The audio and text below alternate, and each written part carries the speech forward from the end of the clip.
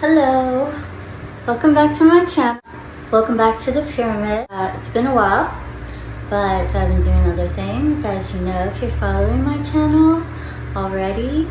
And welcome if you clicked on this video alone and you're new to my channel.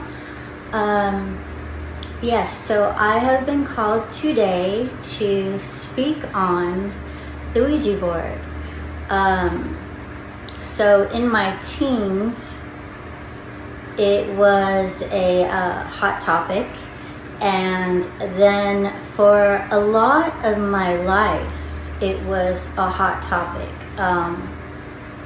People could just tell from my spiritual vibe that I was connected to the other side, whether they, completely understood what that entailed or not. They just knew that they could talk to me about these things. And so I was asked a lot for most of my life if I've ever done the Ouija board. So the last time I was asked was by my teenage daughters. So that's why I'm making this video, because I'm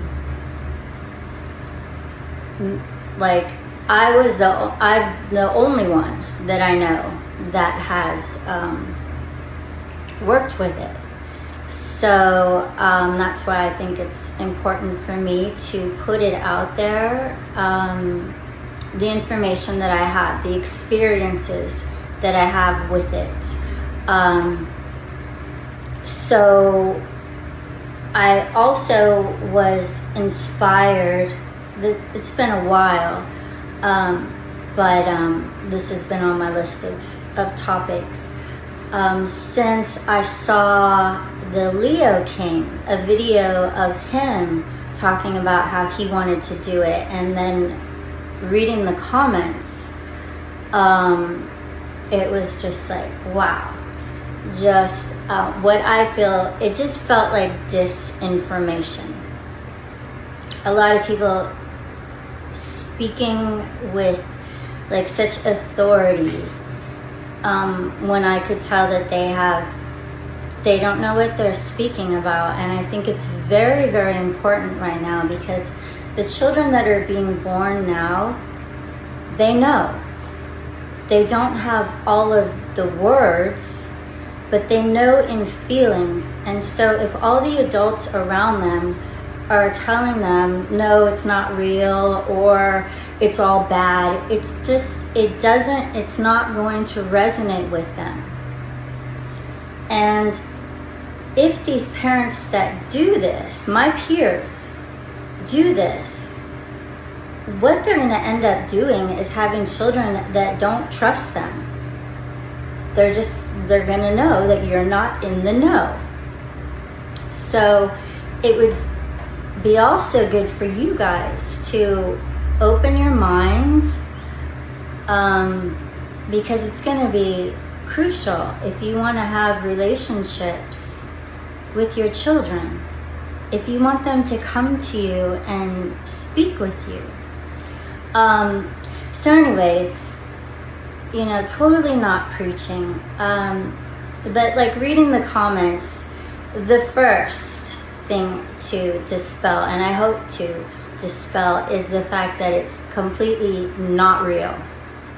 So that's like saying that, the spirit world isn't real, and, only a cup is only a cup, and, like that thought form, it's outdated, it's not gonna fly anymore. We know better now. So let's start diving in deeper and connect with the invisible world. So, it's like people that are telling the children that ETs don't exist at all, instead of educating them on, yeah, there are, and the different races, and some are good, some are bad. So it's the same thing with the Ouija board. It's absolutely real. It's fascinating how real it is. And okay, so the other comments were that it's all bad. I have met a woman in my life that I don't know how we began talking about it, but she said, oh, you know, and like right away, it's like, it's a different energy. It's like the superstition, which originally came from the original energy of superstition came from, can't remember what book I read this in. Oh, it's on the tip of my tongue. I can see the cover. But anyways, it's when man first heard thunder. Some people were awe-inspired, like, what was that? And wow, and you know, just imagine, like, oh my God, I don't think we're alone. In like a good way, like curious and exciting, and then there's another camp that were fearful, and you know, the way the mind can go went that way. So more of a fearful outlook and energy and mindset. That's what created all the superstitions.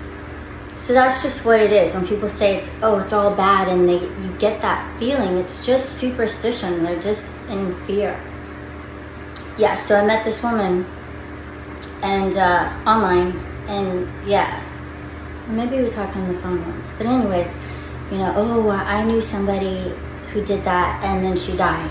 And I met this guy, and I talked with him, and he said, oh yeah, he knew somebody too, and then they died. So I'm not saying that's not true, because I actually experienced that too, but not in the way that, you know, I'll tell the story. So anyways, but that was all their experience. They never used it. So, okay, how I got introduced to it, and I was about 14, because that year, or maybe 15, or around this time, in one year, in 1984, 3 of my friends passed away. And they were all very close, and they were all traumatic. And so I,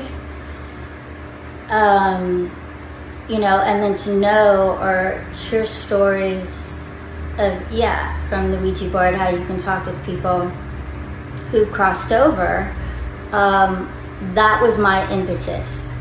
And so I got my hands on a board, and I became like known for it. You know, people would come to my house, and there was this guy Diego that used to come, and his girlfriend at first was all threatened, and then she met me, came for a session, and she saw that, you know, he's like a little brother to me. And yeah, we were just definitely different levels and ages, and I was with somebody else, and so she was like, okay, it's cool. But you know, I guess he didn't hold back his feelings and his, you know, like a crush for me. But anyways, that's all like I remember about that. Okay, so before that though, my first experience was with a bunch of girls at school, and I had a friend that lived across the street from our school, so there was like 5 or 6 of us, and yeah, like they were already doing it, and you know, I came along. So yeah, there was like 5 or 6 of us that were like, we all have our fingers on it, and on the board, and all I remember is, you know, it's like, is somebody there? And we all have our fingers on it, and it's like slowly moving. And I'm just looking all around like, who's moving it, you know? Because, yeah, I'm a skeptic, believe it or not. So anything that I believe in, if you know me, just know it's because I've put it to the test. So I'm looking around like, okay, who's moving it? That was my focus. But in the background, you know, it's like, okay, what's your name? And I'm, you know, looking to see who's moving it. And it's like S-A-T-A-N.